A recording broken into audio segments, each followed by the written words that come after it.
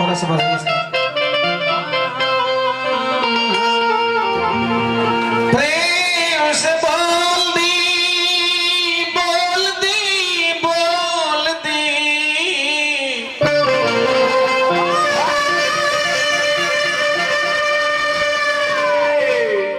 बाबा जगेश्वर नाथ की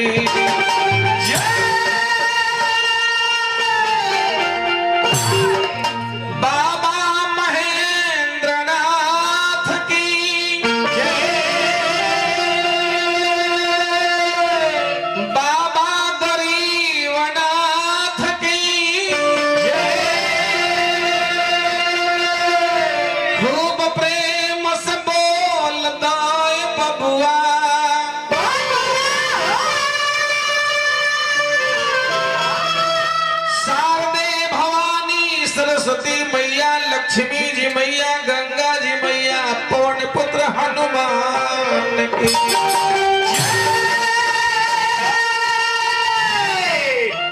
आज के श्रोता समाज की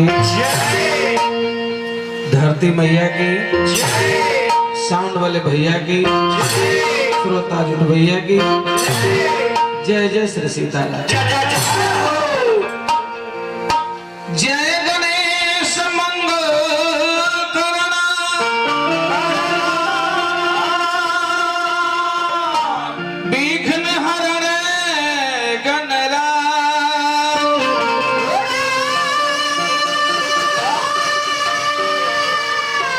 एक दंत करिब वदना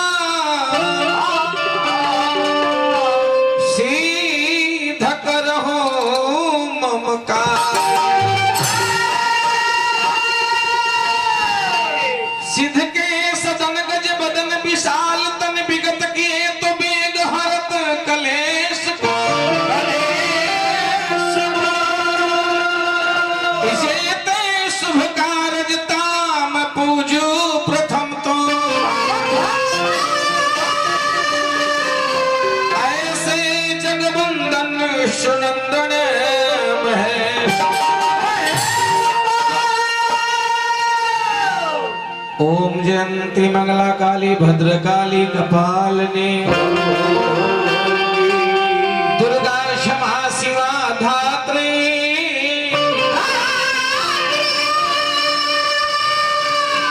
स्वाहा स्वधा नमस्तुते।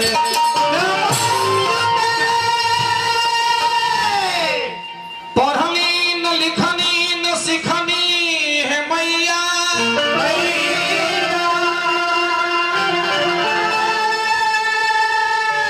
रवि भरोसा पर चले हमर नैया।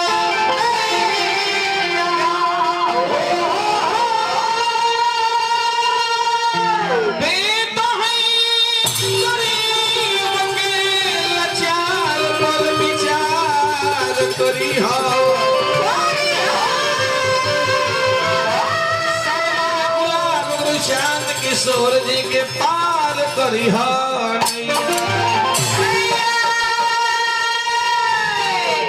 हनुमान जी अतुलित बलधामं हेम सलाम देहम तनुजवन कृषानु ज्ञानी नाम अगरगण्य सकल गुण निधाना बाणनामधीशम्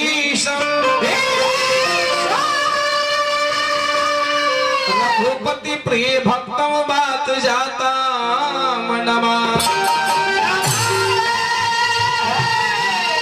बोल प्रेम से भक्त योरी भगवान की जय।